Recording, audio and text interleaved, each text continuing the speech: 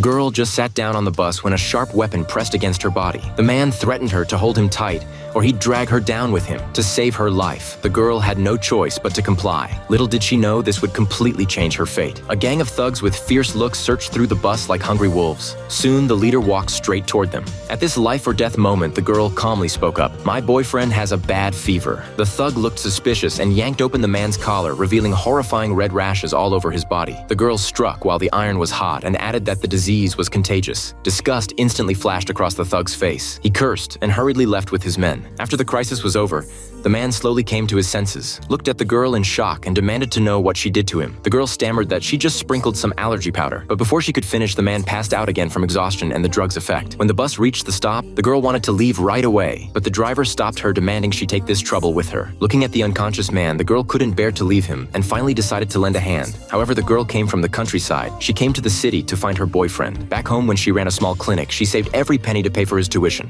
They'd agreed long ago to reunite in this city. Helpless, in this unfamiliar city, the girl dragged the man to her boyfriend's building and knocked on the door full of anticipation. But when the door opened, there was no warm reunion as expected. Instead, a glamorously dressed woman was clinging to her boyfriend's arm and arrogantly mocked the girl. "My dad is vice director at Mr. Song's company. One word from him saves my Peng Fei 20 years of struggle." The girl ignored the provocation and tearfully asked her boyfriend to confirm, but the man denied everything they had just to please his new girlfriend and broke up with her on the spot. The girl's heart was completely shattered. She didn't cry or beg, just told the scumbag to pay back every cent he owed her, or she'd go to his workplace and expose his true colors. The boyfriend panicked, instantly threw the money hard in the girl's face, then slammed the door shut. Downstairs, the girl sat on the curb eating dumplings she brought from home, tears dropping into the lunchbox one by one. Every bite tasted bitter.